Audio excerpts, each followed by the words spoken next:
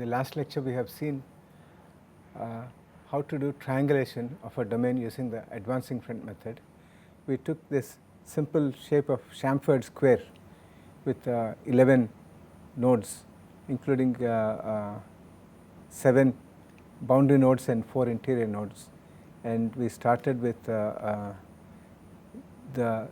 edge GA, and then we propagated through these interior nodes and other nodes, seeking each time the node which is to the left and also closest to the edge that is being converted into a triangle. And we are looking at the left because as we go in the counterclockwise direction, looking left means we are going into the interior. So in that sense we can progressively go from edge to edge and evolve a front which creates new triangles every time, and then we end up with a completely triangulated domain. And we have seen that we have made 13 triangles in the sequence 1, 2, 3, 4, 5, 6, 7, 8, 9, 10, 11, 12, 13. This kind of triangulation, as we were discussing earlier, doesn't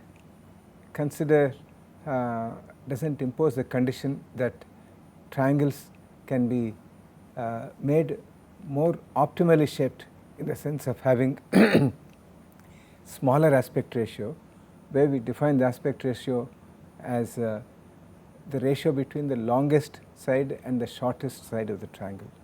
For example, if you take this quadrilateral ABCD, you can make it into two triangles by joining the diagonal BD or by joining the diagonal AC. Okay. Of these two possibilities, we can see that you have a long edge here and you have a much shorter edge here. So that means that this particular configuration has larger aspect ratio than this particular configuration. So this should be preferred as opposed to this. Okay, so one way of detecting whether we have the less distorted option or the more distorted option is to look at the angle, the sum of angles A and C. These are the ones which are on opposite of the diagonal, okay, BD, and if the sum is less than 180 degrees, then joining the BD diagonal will give us a less distorted option. And in this particular case, this is the diagonal, the two opposite angles are B and D, and you can see that that is greater than 180 degrees, and this gives us an angle, a more distorted triangulation of the quadrilateral. Another way is to look at a circumscribing circle which passes through points BCD of this triangle here, and the one which is the vertex which is left out, if that falls outside this circumscribing cycle, then that is a good way of triangulating. Whereas in this particular case, we have the triangle ACD which is formed by joining this diagonal AC, and a circumscribing circle will contain the other vertex which is not part of this circumscribing circle. If you were to make a circumscribing circle passing through ABC, again we will see that D will be inside that. So when this happens, then you have a more distorted triangulation. So you can detect this at least by these two criteria, and we should try to incorporate this because the more distorted a triangle is, the more will be the numerical errors when we do the integration. So this particular constraint is known as Delaunay triangulation, is one in which the triangulation is such that if you take any quadrilateral, then that quadrilateral is optimally triangulated, in the sense that we always take the one option which gives us smaller aspect ratio. So that can be incorporated into a grid generation process in this way. So we are looking at a grid generation process in which we introduce a new node and we try to include that in a triangulation.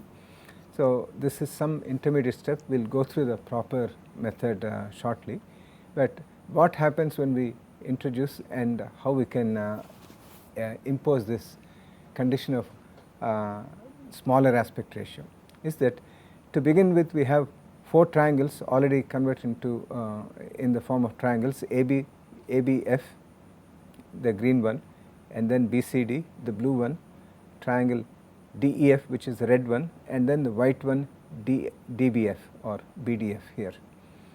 And these are the 4 triangles that we have so far made, and we want to introduce one new node.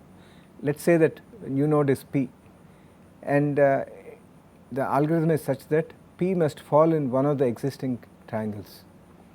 So it may fall in ABF or BCD or DEF or BDF, and in this case let us say that it falls in BDF and it is somewhere here. So we can create 3 new triangles by joining P to the 3 vertices of the triangle BFD. So we have join PD, PB and PF, and we have now 3 more triangles. Now are these things ideally triangulated? For example, if I take this quadrilateral consisting of PFED, that is a 4 quadrilateral thing. So here we have this long triangle option, and then we have the short triangle option like this, the white portion and the red portion. Is this triangulated this way, or should it be triangulated by joining P and D? So this is an option, and in order to test that we can draw a circumscribing circle which passes through points FPD, and that is a red circle here, and we see that the left out vertex E lies outside. So then that would mean that triangulating by joining DF is better than triangulating by joining PE, and we can see that in this particular case you have a very long edge PE and a short edge PF. So it is better this way than in the other way. Now you come to this green triangle here, again you now have a quadrilateral PFAB. You can do it by joining PA or by joining a BF. Currently you have BF option. To see if this is good, you draw a circumscribing circle through BPF and see where vertex A lies, and if you do that you see that A is lying outside the circumscribing circle. So again we can say that joining PA is not as good as joining BF, so we leave this. Now you consider this 4th this other quadrilateral that is created here, BPDC, and here if you now go by the same argument and draw a circumscribing circle, the C falls just inside here. So that means that this particular configuration is not so good, maybe we should join by putting P and C. So if you now join PC here, now you have this triangle, the blue triangle and the white triangle here. To see if this is really optimal, you draw a circumscribing circle which passes through PDC, and then it comes here, and you see that B is just outside. This is where the border of this is, the circle is, and B is just outside. So that means that this particular division is better than this division of this quadrilateral. So at this point you take any other quadrilateral and you can show that this particular triangulation is better, is the best. So after this now you can introduce new node. So in this way you can make sure that every time you introduce a node you have a triangulation in which you have the best option, best possible option of triangulation in terms of the least aspect ratio for all the triangles that exist. So that is the Delaunay triangulation concept. Bowyer and Watson independently proposed in 1981 algorithms to do the Delaunay triangulation, and the essence is what is being described here. We will describe first in words and then we go through application of this. So what we do is that we start with, we already have nodalization. So that is, we have a domain and we have done boundary node nodalization, and we also have the interior nodes. Now it is a question of joining them together in such a way that we get good triangles. So we start with a circumscribing circle which contains all the nodes. For example, if this is the domain, we make sure that all of this domain is captured inside a big triangle. So we take that triangle and then we introduce nodes one by one in any order you choose.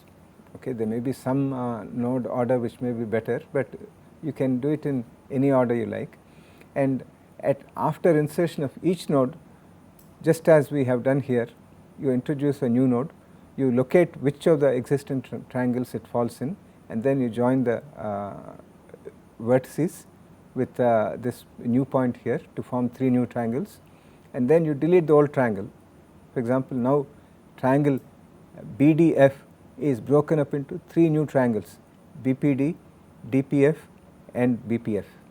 So the old one which is removed, and then in place of that you put 3 new triangles, so that by the insertion of this point P you have created a net addition of 2 triangles. Now that is not sufficient.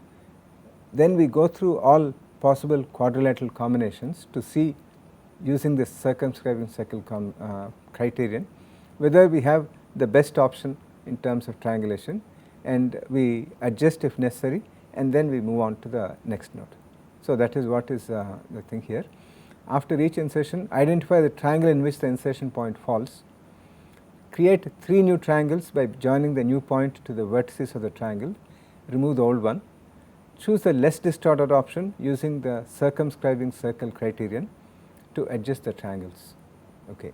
Once this is done, insert a new point and continue until all the nodes are exhausted.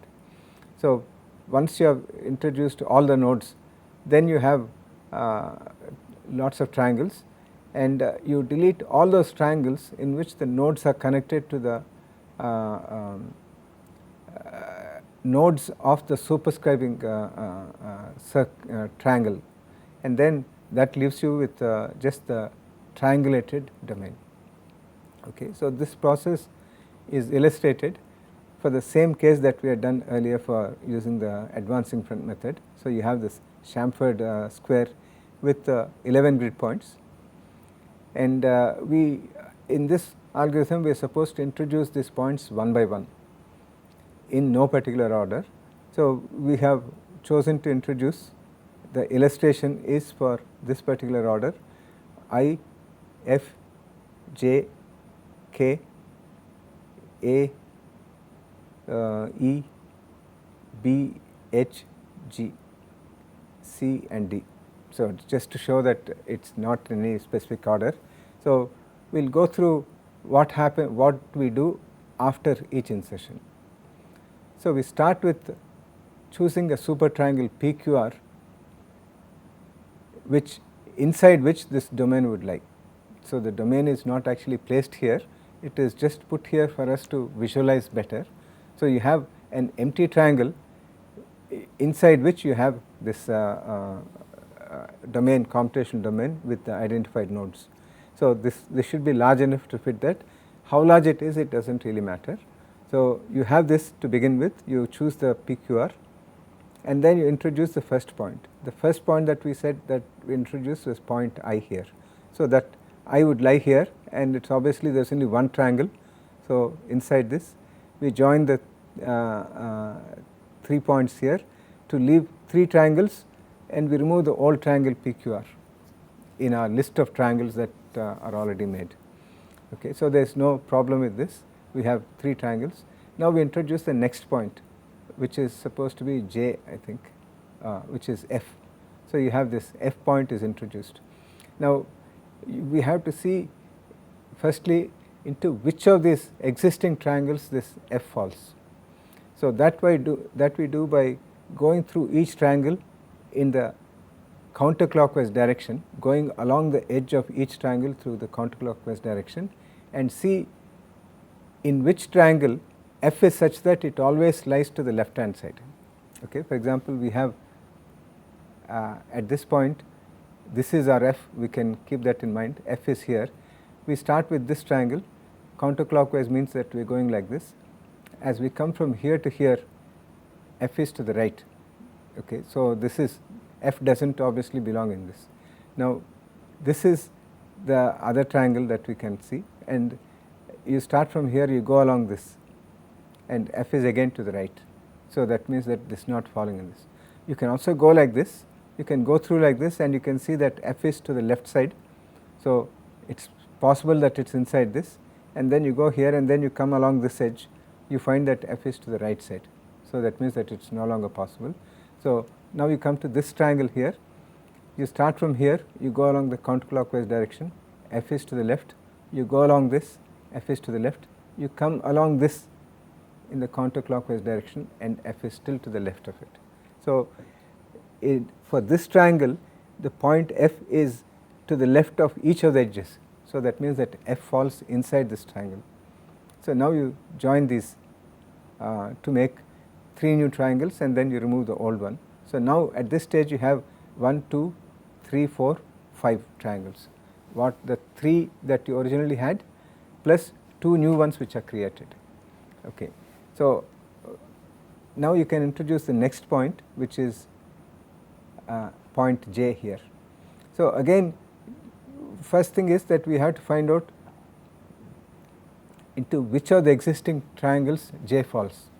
Again, we go through the same argument about J being to the left of all the edges as we go in the counterclockwise direction. For example, this you go in this direction, J is to the left, J is to the left here, and J is to the left as you go along this.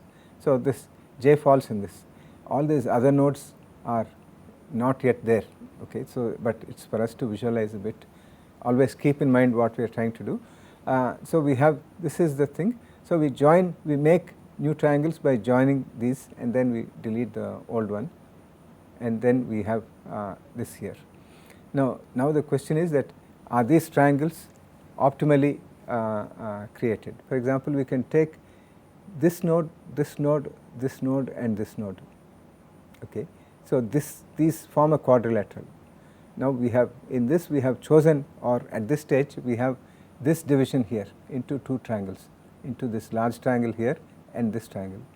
Suppose we were to join I and this J and this point,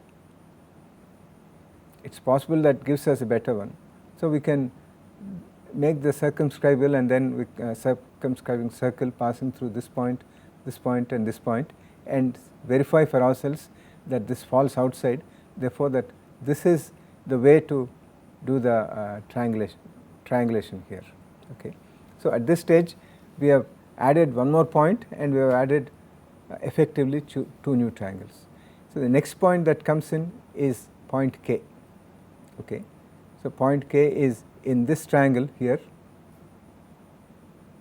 and so we create points by edges by joining this line, and this line here. Okay. So, now you have a quadrilateral. We can imagine J, this point, vertex K, and this point here, and we would have chosen to triangulate by joining this diagonal here.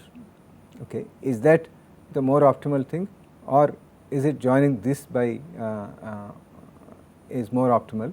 So, if you draw a circumscribing circle passing through all these things, you can see that this vertex is obviously inside.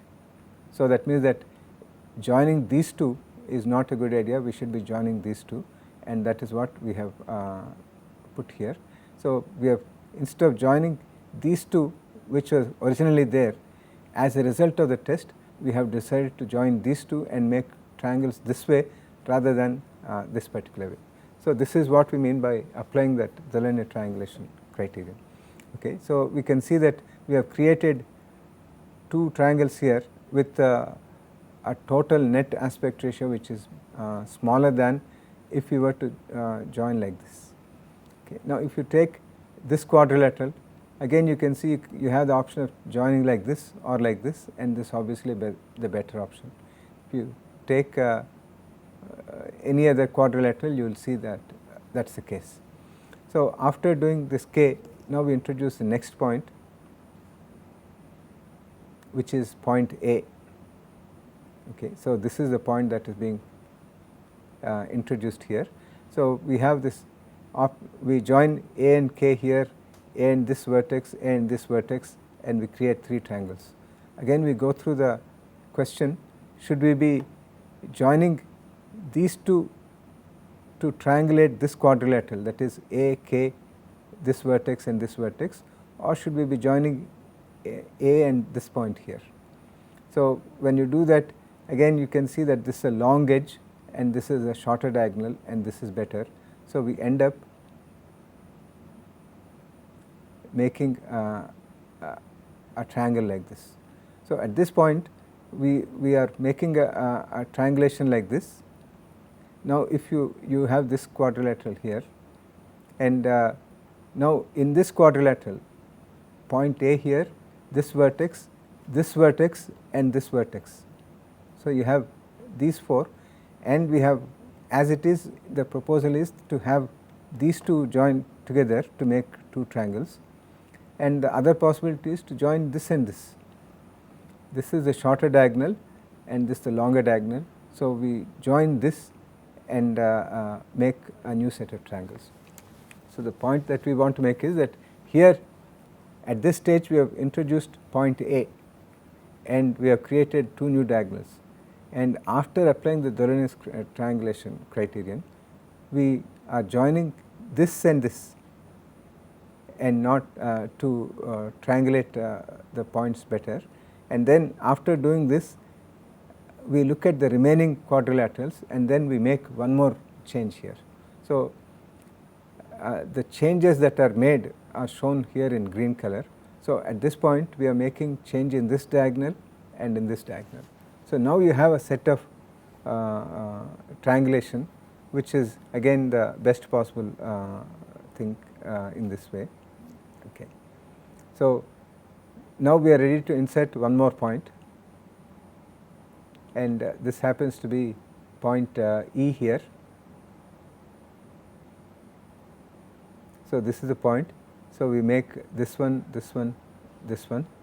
So now if you consider this quadrilateral, this is the long one which we have joined. Instead of that, if you make the short one, that will be better. So that is what is done in this. So you have triangles which are made like this. So in this way we can go through this. We can see that in this quadrilateral this is the better one, and in this large quadrilateral this is the better one than joining here, and so on. We can make these kind of calculations, verifications to see that this is the best alternative. Next we introduce one more point, which is point B. Okay, so point B is somewhere here, and this will be like joining this and this and this. Okay, so we can see that there is immediately this very thin distorted thing, and that we remove by joining this. This is still distorted, but this is better than the other option. Okay, so after this we introduce one more point. We have 1, 2, 3 points to be introduced. Which one is the next point is H. So at this point we have to see which of these existing triangles, so that is this one, this one, this one, this one, you have to find out which are into which of these this falls. So the number of triangles to be tested is increasing, and we can see that H falls in this triangle. So we again join this to create 3 new triangles, remove the old triangles, and then we look for the quadrilaterals which can be possibly alternately joined. For example, you have this quadrilateral, and it is now made into this long diagonal and this, so that gives you a distorted triangle. So instead of that, if you were to join HB, then we would have 2 triangles which are better disposed, and that is what we have done here. Okay. So we have added 2 more triangles and we have adjusted them a bit so as to make sure that we have as good triangulation as possible. Next we have maybe this one, no, this G is also there. So this point here, again we go through the same process, join them like this, and we see that we are creating, applying the same criterion to get to make one more change here, and then we should be joining this C here. So C is, we have this set like this, you can see that this is a very thin triangle. So, instead of joining these two diagonals, we join like this to make it into this, and then we are also making change here. So, we have this quadrilateral, see this point, this point, this point, those are now being done using this long diagonal. Instead of that, if we were to join this, we would get better disposed triangles, and that is what we have here. Two triangles here which are better than joining these two, and two triangles here which are better than joining these 2 points here. So, now we have the last point, this D, which is to be introduced, and obviously D lies in this. So, we again join these vertices, and then we go through the same argument, and you can see now you have this one and this one coming out as superior options to joining in a different way. So, at this stage we have no more new nodes to be introduced, and we can see that we have recovered this edge. If you were to introduce this point here and then join these things, this edge would not have been there, okay. But as a result of modification by applying the criterion of good good triangulation of quadrilaterals, for example, we consider this quadrilateral, this thing here, we can join it like this, or we can join this long diagonal. The short diagonal is what would be preferred, and that is what we have done here to get this. So, the same criterion applied again and again systematically has led us to nodalizing, triangulating all the nodes. We started with just one super triangle in which no nodes are there, but this size is chosen such that it will fit all the things. So, all the nodes are inside this, and then we introduce them one by one, does not matter what the order is. If you apply that criterion, then systematically you will be generating the grids for all of these. So, at the end, after doing all these things, you have, this is the triangulation that you have, which includes all joints to the original super diagonal, super triangle, and that I marked here as black lines, and those are to be removed. Once you remove this point and this point and this point, the three vertices, you are left with this as the grid. Okay. So, this is a triangulation in which you have nice triangles on all sides. Incidentally, this happens to be the same nodalization that we got with this one here with the advancing print method. So, in this particular case, we do not see any overall difference in terms of the final triangulated domain, but we can see that especially in the last step, at this point, if you were to join this only like this and not made the correction, then we would not be triangulating this edge would have been lost. Okay. It is only upon the application of that thing we are recovering this edge, which is part of the domain boundary. Okay. That this is part of the boundary is not something that is recognized in the process of making this triangulation. Okay. It comes out, so there is no distinction between the boundary nodes and the interior nodes here. We just go ahead and apply the criterion, and then we will be able to recover everything. So, this is the algorithm for Delaunay's triangulation, and it is very often used. It can be extended to 3D also, but we are not discussing that. And using this, it is possible to make generate a diagram for any 2D shape. Let me see if I can get one shape.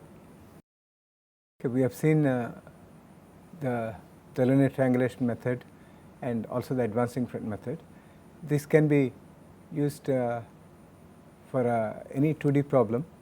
For example, you can look at this thing with a face with a mouth and two eyes like this, and what is left, the white portion, is the one which is the computational domain, for which one student here did